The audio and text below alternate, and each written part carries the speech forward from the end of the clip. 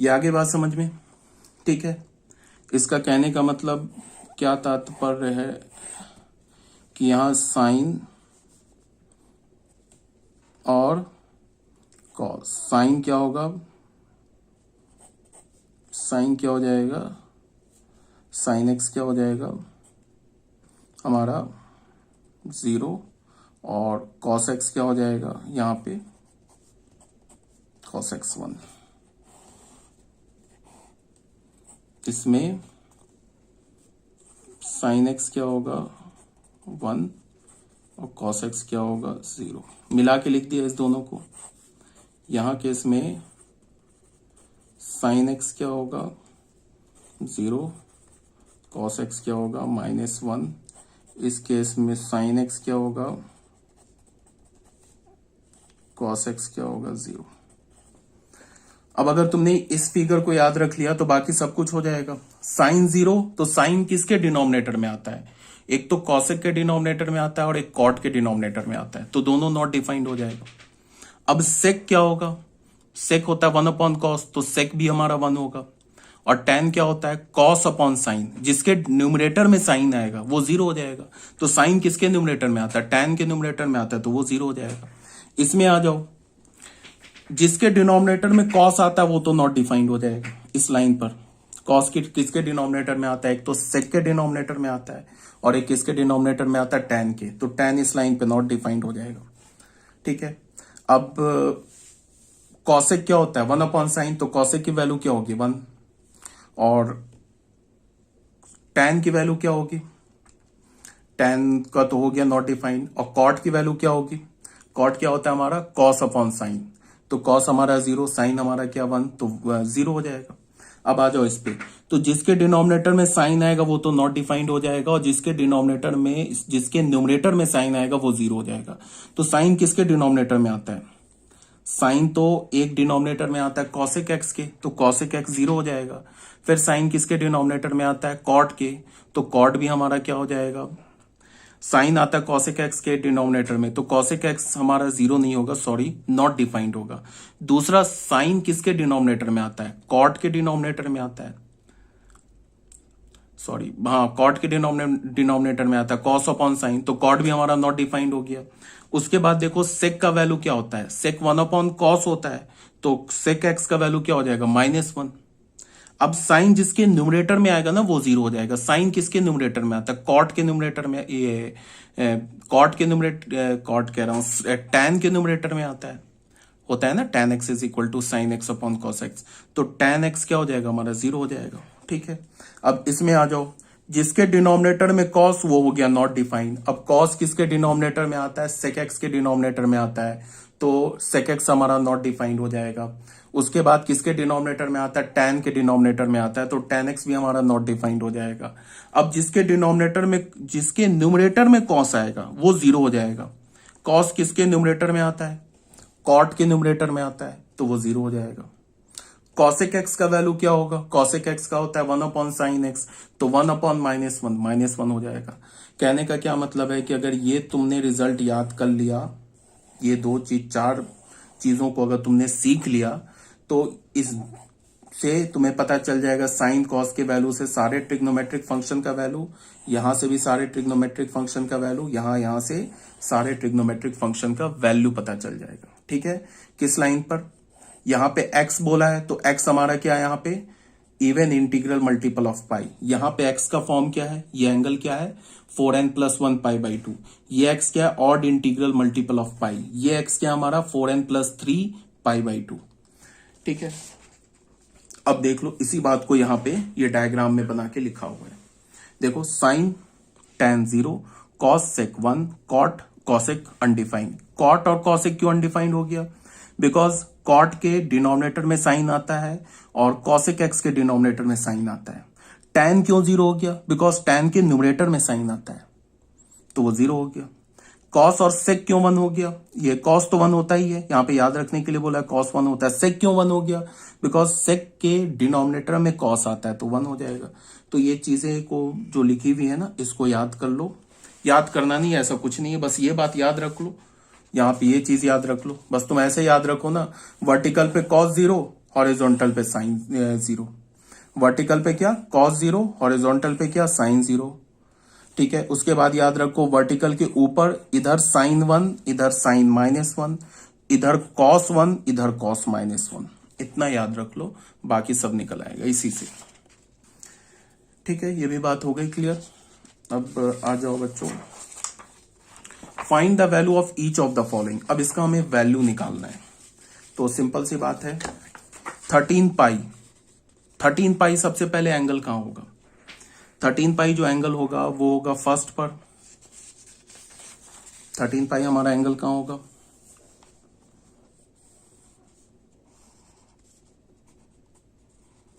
Thirteen पाई यहां angle होगा, तो यहां मैंने क्या बोला साइन 0 होता है, तो इसका मतलब क्या होगा इस एंगल पे साइन 0 होता है ना। 13 पाई देख लो, पाई का क्या है, सॉरी गलत बोल रहा हूं, 13 पाई कहां होगा? यहां होगा ना, सेकेंड पर होगा, बिकॉज पाई का ऑड इंटीग्रल मल्टीपल है। तो इधर क्या बोला मैंने, हॉरिजॉन्टल ही पे तो मैंने बोला साइन 0 होता है, तो इधर भी साइन 0 होता है। इसका मतलब कि साइन 13 पाई का क्या हो जाएगा, 13 पाई क्या हो जाएगा, 0 हो जाएगा। ठीक है, हर चीज को ना तुम साइन से मैनुपुलेट करिए, साइन से करके देख लो।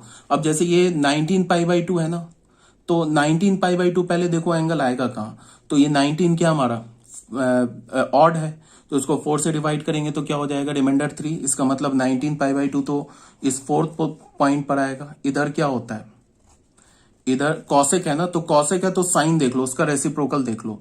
तो इधर साइन क्या होता है, साइन होता है क्या -1, इधर साइन इधर साइन क्या होता है -1, तो कॉसेक क्या होगा, कॉसेक भी -1, बिकॉज कॉसेक 19 पाई बाई 2 को क्या लिख सकते हो, 1/sin 19 पाई बाई 2। इधर साइन क्या होता है -1, इधर साइन क्या होता है +1, इधर साइन 0 होता है। ठीक है, फिर इधर cos 0, इधर cos 0, इधर cos -1, इधर cos 1, तो ये क्या हो जाएगा 1/-1 विच इज इक्वल्स टू -1। ठीक है, ये आगे बात समझ में। अब जैसे मुझे ना cos ऑफ -11 पाई यूज करना है, तो सबसे पहले मैं क्या करूंगा, एंगल को हमेशा पॉजिटिव बना लूंगा। अब मैंने कुछ फॉर्मूला बता रखा है कि साइन माइनस थीटा, अगर नहीं बताया तो देख लो, sine minus theta minus sine theta के इक्वल होता है। ये फॉर्मूला भी मैं आगे चल के प्रूव करूंगा, बट अभी टाइमिंग याद रखो। कॉस ऑफ माइनस थीटा क्या होता है, कॉस थीटा होता है, और sake of minus theta, ten of minus theta क्या होता है, minus tan theta. Cosec of minus theta क्या होता है, माइनस कॉसेक थीटा, और सेक ऑफ माइनस थीटा क्या होता है, ये प्लस सेक थीटा, और कॉट ऑफ माइनस थीटा क्या होता है, माइनस कॉट थीटा। देखो कॉस और कॉस का रेसिप्रोकल, इसके अगर आर्गुमेंट में माइनस लिखा है तो वो पॉजिटिव हो जाएगा, और बाकी साइन, साइन का रेसिप्रोकल, ठीक है, या टेन और टेन का रेसिप्रोकल, अगर आर्गुमेंट में माइनस लिखा है तो माइनस बाहर आ जाएगा। इसको याद करो, याद रखो, ये फॉर्मूला मैं आगे प्रूफ करूंगा। तो अभी कॉस क्या है, ये आर्गुमेंट के आगे क्या लिखा है माइनस, तो माइनस क्या हो जाएगा, पॉजिटिव हो जाएगा सीधे। तो मतलब क्या हुआ, कॉस ऑफ -11 पाई की वैल्यू और कॉस ऑफ 11 पाई की वैल्यू क्या होगी, सेम होगी। अब तुम देखो 11 पाई किस का पोजीशन कहां होगा, तो 11 पाई का पोजीशन ऑब्वियसली बात है 2 पर होगा। इधर क्या होता है कॉस -1 होता है, तो इसका वैल्यू क्या हो गया -1। ठीक है, tan ऑफ 19 पाई/2, डी में क्या बोल रहा है, tan ऑफ 19 पाई/2। सबसे पहले देखो कि इसके एंगल का पोजीशन कहां होगा, 19 है, 4 से डिवाइड करेंगे, तो 4 से डिवाइड करेंगे रिमाइंडर 3 होगा, कहां पहुंचेगा, फोर्थ पर। तो ये जो फोर्थ पर पहुंचा, तो इस पर तुम देखो कि इस फोर्थ पर इधर क्या होता है, इसको साइन अपॉन कॉस लिख सकते हो, साइन 19 पाई/2 अपॉन कॉस 19 पाई/2। और हमें पता है ना वर्टिकल पे कॉस क्या होता है, 0 होता है, वर्टिकल पे कॉस 0 होता है, तो इसका वैल्यू क्या होगा, साइन क्या होता है इधर -1, तो -1/0 नॉट डिफाइन। ठीक है, उसके बाद आ जाओ डी के बाद ई पर। ई में क्या बोल रहा है, कॉसेक -15 पाई, तो पहले तो इसको बना लो आर्गुमेंट को पॉजिटिव, तो ये माइनस बाहर आ जाएगा, ये क्या होगा कॉसेक 15 पाई। 15 कहां पहुंचेगा, 15 पाई यहां पहुंचेगा। यहां क्या होता है हमारा साइन, क्या होता है यहां साइन हमारा 0 होता है, तो ये क्या होगा not defined, because 1 upon sine 15 पाई, और साइन 15 पाई 0 होगा तो नॉट डिफाइंड। उसके बाद आ जाओ ई के बाद एफ पर, कॉट ऑफ 40 पाई। 40 पाई कहां होगा फर्स्ट पर, तो ये क्या होता है कॉस 40 पाई अपॉन साइन 40 पाई, कॉस 40 पाई अपॉन साइन 40 पाई। और हमें पता है ना कि फर्स्ट पर क्या होता है साइन 0 होता है, तो ये डिनोमिनेटर 0, तो ये अगेन नॉट डिफाइंड हो जाएगा। क्या हो जाएगा ये नॉट डिफाइंड। एफ के बाद जी पे आ जाते हैं, tan ऑफ माइनस 35 पाई, इसको मैं लिख सकता हूं tan ऑफ 35 पाई। ठीक है, माइनस को बाहर कर दिया। अब 35 पाई कहां होगा, पाई का ऑड इंटीग्रल मल्टीपल है, सेकंड पर होगा। सेकंड पर क्या होता है साइन 0 कॉस -1, तो ये क्या होता है साइन अपॉन कॉस होता है ना, तो ये तो ऐसे लिखाएगा ना साइन 35 पाई अपॉन कॉस 35 पाई। ये सब मैं लिख रहा हूं, इतना लिखने की जरूरत है नहीं। साइन 0 होता है तो -0 अपॉन कॉस क्या होता है -1, तो ये हो जाएगा 0। ठीक है, जी के बाद एच क्या होगा, क्या है cos 14 pi by 2, cos of -14 pi by 2। इसको तो मैं लिख सकता हूँ कॉस ऑफ -7 पाई, माइनस खत्म हो जाएगा कॉस ऑफ 7 पाई। पाई का ऑड इंटीग्रल मल्टीपल है, कहाँ होगा सेकंड पर, सेकंड पे क्या होता है कॉस -1, तो -1। आई में क्या है सेक -13 पाई बाई 2, सेक -13 पाई बाई 2, तो सेक के अंदर आर्गुमेंट के अंदर तो पॉजिटिव हो जाएगा, ये क्या हो जाएगा सेक 13 पाई बाई 2। ठीक है, अब 13 पाई बाई 2, 13 हमारा ऑड है, 4 से डिवाइड किया, 4 3 12, 1 रिमाइंडर आया, कहां पहुंचे यहां पहुंचे। यहां पे क्या होता है कॉस हमारा 0 होता है, सेक क्या है कॉस का रेसिप्रोकल है, तो नॉट डिफाइंड।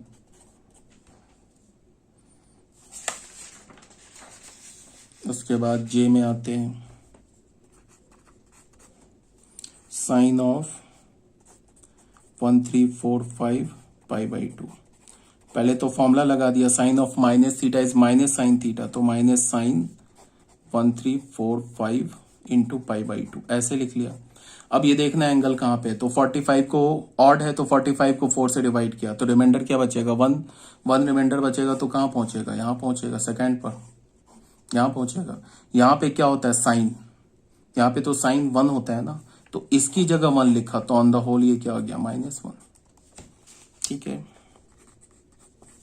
के में क्या है कॉट ऑफ -999 पाई बाई 2।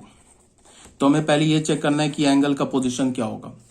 तो एक बार जैसे -999, इसको हमने क्या किया कि पहले तो पॉजिटिव बना लिया, बताया था अभी। पॉजिटिव बनाने के बाद इसको 4 से डिवाइड किया, तो 4 2 जा 8, 1 जाएगा तो 19, 4 4 जा 16, तो 3 रिमाइंडर बचेगा।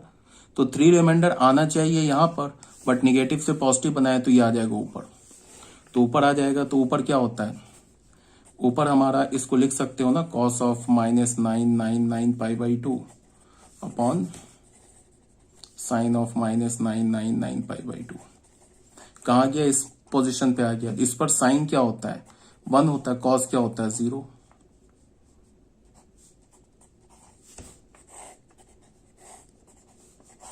समझ में आ गई होगी बात। तो ये बात यहां पे लिखी हुई है, इसको देख लेना। ठीक है, तो अब नेक्स्ट पॉइंट में क्या हमारा कि जैसा मैंने तुम लोगों को बताया कि फर्स्ट पर क्या होता है, ये हमारा फिर वही बात एक बार रिवाइज कर लेते हैं। इस फर्स्ट पर जो एंगल होता है क्या होता है 2n पाई, मतलब पाई का इवन इंटीग्रल मल्टीपल। और जो सेकंड पे क्या होता है 2n - 1 पाई और 2n + 1 पाई, तो 2n - 1 और 2n + 1 क्या है पाई का ऑड इंटीग्रल मल्टीपल। सेकंड ये हो गया थर्ड पर, और सेकंड पे क्या होता है 4n + 1 पाई बाई 2, तो 4n+1 कैसा नंबर है जिसको तुम 4 से डिवाइड करोगे तो रिमाइंडर क्या होगा 1, ये सेकंड पर आता है। या 4n-3 बोल लो, एक ही टाइप का नंबर है। अब फोर्थ पर क्या होगा 4n+3 π/2, ये कैसा नंबर है जिसको 4 से डिवाइड करोगे तो रिमाइंडर क्या आएगा 3, तो ये कहाँ होगा फोर्थ पर होगा। ठीक है, अब यहां पे क्या है कि ये जो कुछ मैंने चीजों को लिखा है, इसको जैसे ये क्या बोल रहा है, इसको देखो क्या बोल रहा है। अभी ये सब चीजों को ना अभी आगे जाके और पिक्चर थोड़ा क्लियर होगा जब अभी मैं ना ग्राफ बताऊंगा। तो अभी जो कुछ चीजों को बोल रहा हूं ना उसको तुम एज इट इज याद रखो, जब हम लोग ग्राफ पढ़ेंगे ना तो और चीजें क्लियर होंगी। साइन एक्स अभी तक हमने क्या पढ़ा था 9th-10th में, साइन एक्स को बोलते थे perpendicular upon hypotenuse, cos x को बोलते थे base upon hypotenuse, right angle triangle में लेते थे। अब ऐसा कुछ नहीं है, वो सब भूल जाओ। अब क्या है कि साइन एक्स एक फंक्शन है। अभी हम लोग आगे आएंगे, ये जो साइन एक्स क्यों फंक्शन है इन सबको मैं प्रूफ करूंगा ग्राफ में, वहां क्लियर होगा। बट अभी तुम्हें क्या याद रखना है, sign x is a function. अब जो बता रहा हूं उसको ध्यान से सुनो। y = fx बोला, साइन एक्स बोला, इट इज अ फंक्शन, ये हमारा फंक्शन है। अब इस फंक्शन है तो डोमेन भी होगा, रेंज भी होगा, को डोमेन भी होगा, सब कुछ होगा। तो ये जो फंक्शन का जो डोमेन होता है फंक्शन का, इस साइन एक्स फंक्शन का ऑल रियल नंबर होता है। अब क्यों होता है ये फिर मैं बोल रहा हूं, इसको मैं प्रूफ करूंगा, बताऊंगा आगे। रेंज जो होता है फंक्शन का वो होता है क्लोज इंटरवल -1 to 1। और ऑब्वियस सी बात है कि को डोमेन हमेशा मैंने क्या बोला, ऑल रियल नंबर लेते हैं। कोई को डोमेन कुछ नहीं गिवन है तो ऑल रियल नंबर। याद क्या रखना है कि साइन एक्स फंक्शन का domain all real number, range -1 to 1। तो रेंज -1 to 1 का मतलब कि जो y है हमारा -1 से 1 के बीच में होगा। इस समय क्या पता चला कि जो साइन एक्स है वो -1 से 1 के बीच में होगा for all x belongs to r। x तो हमारा डोमेन को रिप्रेजेंट करता है ना, तो मतलब कि x अगर कोई भी रियल नंबर होगा तो साइन एक्स का वैल्यू -1 से 1 के बीच में होगा। इसे मैं आगे प्रूफ करूंगा। अब दूसरी बात की जो fx अगर मैं cos x फंक्शन ले लूं तो ये भी एक cos x फंक्शन है। जितने भी ट्रिग्नोमेट्रिक फंक्शन है ना सारे cos x फंक्शन है। इसका भी डोमेन r होगा, इसका भी रेंज हमारा -1 to 1 होगा, इसका भी जो को डोमेन होगा वो r होगा। और जब y भी हमारा -1 मतलब रेंज है ना y, तो रेंज तो -1 to 1 बोला, तो ये इंप्लाई क्या करेगा, -1 से cos x होगा 1 के बीच में for all x belongs to r, ये बोला जा रहा है। ठीक है, तो ये तो फर्स्ट फंक्शन हो गया, ये हो गया सेकेंड फंक्शन। अब आते हैं third function, y = fx = tan x बोला हमने। ये भी हमारा एक टेंजेंट फंक्शन, ये भी फंक्शन है। अब फंक्शन है तो डोमेन की बात करेंगे, तो डोमेन इस फंक्शन का क्या होगा वो मैं लिख रहा हूं। पूरे रियल नंबर से उस x को हटा दो जहां क्या हो रहा है, cos x 0 हो रहा है। कोडोमेन इसका ऑल रियल नंबर। क्यों cos x 0 हो रहा है, बिकॉज tan x क्या होता है, sin x upon cos x। tan x क्या होता है, sin x upon cos x। तो जब जब cos x 0 होगा तब तब ये tan x डिफाइन नहीं होगा। और cos x 0 कहां होता है, अभी बताया cos x 0 कहां होता है, एक तो 2 पर एक तो 4 पर cos x 0 होता है। ये भी π/2 का ऑड मल्टीपल है, इधर भी π/2 का ऑड मल्टीपल है। तो मैं क्या बोल सकता हूं कि cos x 0 कहां होता है, cos x 0 होता है π/2 के ऑड मल्टीपल पे। sin x कहां 0 होता है, एक तो 1 पर 0 होता है, एक तो 3 पर 0 होता है। 1 क्या है, पाई का इवन इंटीग्रल मल्टीपल, 3 क्या है, पाई का ऑड इंटीग्रल मल्टीपल। तो दोनों को अगर मैं मिला दूं तो पाई का इंटीग्रल मल्टीपल। तो मैं बोलूं कि साइन एक्स 0 कहां होता है, तो साइन एक्स पाई के इंटीग्रल मल्टीपल पे 0 होता है। तो ये बात आ गई समझ में। तो tan x का अगर मैं डोमेन लिखूंगा तो मैं पूरे रियल नंबर से सिर्फ उसी x को हटाऊंगा जहां cos x 0 हो रहा है। ठीक है, तो डोमेन क्या होगा, और cos x 0 कहां हो रहा है, अभी मैंने बोला एक तो 2 पर एक 4 पर, ये भी ऑड इंटीग्रल मल्टीपल ऑफ π/2 है, ये भी ऑड इंटीग्रल मल्टीपल ऑफ π/2 है। तो इसको मैं क्या बोलूंगा, such that x = 2n+1 π/2 where n belongs to z। ये पूरा cos x का डोमेन हुआ, को डोमेन क्या होगा, ऑल रियल नंबर। बात आ रही होगी समझ में क्या मैं बोलना चाह रहा हूं। ठीक है, तो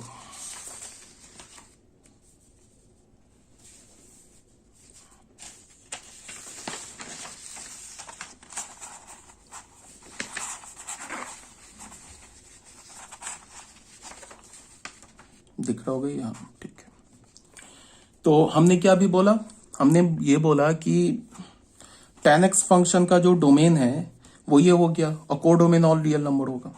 अब जो रेंज होगा ना tan x फंक्शन का वो होगा ऑल रियल नंबर। अब कोई बोलेगा क्यों ऑल रियल नंबर, इसको मैं प्रूव करूंगा आगे। ठीक है, तो बट अभी याद रखो।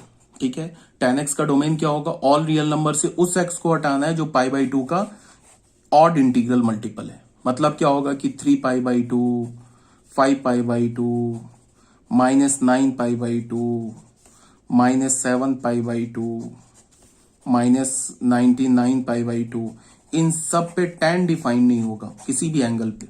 क्यों नहीं डिफाइंड होगा, सब π/2 का ऑड इंटीग्रल मल्टीपल है। तो 3 फंक्शन हमने देख लिया, अब चौथे फंक्शन पर आते हैं। y is equal to f x is equal to, इसका मतलब कि जो tan x होगा ना वो -∞ से इंफिनिटी होगा, बिकॉज इसका रेंज क्या, ऑल रियल नंबर। अब आते हैं cosec x फंक्शन पे, जिसको हम क्या लिखते हैं 1/sin x फंक्शन। यार ये बात समझ में, तो इसको तुम देख लो। सबसे पहले डोमेन की बात करते हैं। डोमेन के लिए क्या करेंगे, ऑल रियल नंबर से उस x को हटा देंगे जहां sin x 0 हो जाए, ये डोमेन हो गया। और कोडोमेन ऑल रियल नंबर होगा। और sin x कहां 0 होता है, एक तो sin x यहां 0 होता है, एक यहां 0 होता है। इसको हम क्या बोलते हैं, पाई का इवन इंटीग्रल मल्टीपल, और इसे क्या बोलते हैं, पाई का ऑड इंटीग्रल मल्टीपल। तो पाई के ऑड इंटीग्रल मल्टीपल और इवन इंटीग्रल मल्टीपल पे sin x 0 हो जाता है, तो उसको हम क्या बोलेंगे, पाई के इंटीग्रल मल्टीपल पे sin 0 होगा, तो इसको हम क्या बोलेंगे, all real number minus the set of all x such that x is equal to n pi, where n belongs to z से लेके ऑल रियल नंबर। ये क्या हो जाएगा, ये हो जाएगा डोमेन। ये यहां से यहां तक क्या हुआ, डोमेन हुआ किसका, cosec x का। ठीक है, और रेंज क्या होगा, रेंज देखो, रेंज होगा -∞ टू -1 क्लोज्ड यूनियन 1 2। कहां क्यों होगा ये सब आगे बताया जाएगा। इसको हम ऐसे भी लिख सकते हैं, ऑल रियल नंबर से -1 to 1 हटा दे, देख लो। रेंज क्या होगा, -∞ से -1 यूनियन 1 to ∞। ये रेंज होगा किसका, cosec x फंक्शन का। इसको मैं ऐसे भी बोल सकता हूं कि ऑल रियल नंबर से -1 और 1 के बीच का नंबर हटा दिया तो ये आ जाएगा। तो ऑल रियल नंबर से -1 से 1 के बीच का नंबर हटा दिया। इसका क्या मतलब होगा कि जो cosec x फंक्शन होगा वो हमेशा -1 के इक्वल या -1 से छोटा होगा, और जो cosec x फंक्शन होगा वो या तो 1 होगा या 1 से ग्रेटर होगा। ठीक है, for all x belongs to r minus n pi पे। ये बात को याद रखना है बिल्कुल। ग्राफ बताऊंगा तो इस सब का मैं प्रूफ भी दूंगा तुम्हें, बट अभी टाइम बिंग तुम्हें याद रखना है। ये अभी हम क्वेश्चन में यूज करेंगे, इसीलिए बता रहा हूं। साइन हो गया, कॉस हो गया, टैन हो गया, कॉसेक हो गया। अब सेक की बात कर लेते हैं। तो y is equal to sec x function की बात करते हैं। डोमेन क्या होगा, ऑल रियल नंबर से सेक एक्स को क्या बोलते हैं, 1/cos x। All real number से उस x को हटाओ जहां cos x 0 है, sorry this is cos x is equal to 0 से क्या होगा, कोडोमेन ऑल रियल नंबर। ठीक है, तो cos x कहां 0 होता है, एक तो यहां 0 होता है, एक यहां 0 होता है। यहां भी π/2 का ऑड मल्टीपल है, यहां भी π/2 का ऑड मल्टीपल है। तो क्या लिखेंगे, x such that x is equal to odd multiple of π/2 where n belongs to z। ये पूरा डोमेन हुआ किसका, सेक का। कोडोमेन क्या होगा, ऑल रियल नंबर। रेंज क्या होगा सेक एक्स फंक्शन का, वही माइनस जो cosec x का है, -∞ टू -1 यूनियन 1 to ∞। इसका मतलब क्या है कि जो sec x होगा इसको हम कैसे भी लिख सकते हैं, all real number excluding -1 to 1, -1 या -1 से छोटा होगा, और sec x जो होगा वो 1 या 1 से ग्रेटर होगा। ठीक है, ये हमारा कौन सा हो गया, फिफ्थ फंक्शन हो गया। अब क्या बचा, sixth, y is equal to f x is equal to cot x लिया हमने। कॉट एक्स को क्या बोलेंगे, कॉस एक्स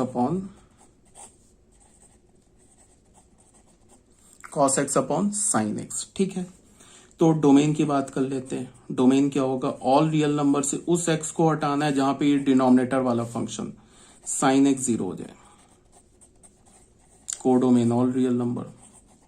साइन एक्स कहां 0 होता है अभी बताया, एन पाई पर, तो यहां से x is equal to n pi हटा देना है, और n बिलोंग्स टू z से लेके ये हो गया ऑल रियल नंबर। ठीक है, अब रेंज क्या है कॉट एक्स का, रेंज कॉट एक्स का ऑल रियल नंबर है। क्यों है ये मैं आगे बताऊंगा आपको। ठीक है, तो इसका मतलब क्या होगा कि जो कॉट एक्स होगा वो -∞ से इन्फिनिटी के बीच का कोई भी वैल्यू ले सकता है। एक तो ये बात हो गई। ठीक है, उसके बाद क्या है, अगर मैं तुम्हें ऐसे करके एक इक्वेशन दूं, अगर मैं तुम्हें बोलूं कि बताओ साइन एक्स 0 है, देन चलो मैं क्वेश्चन ही लिखता हूं। क्वेश्चन में मैंने बोला if sine x is equal to 0 then find the value of x,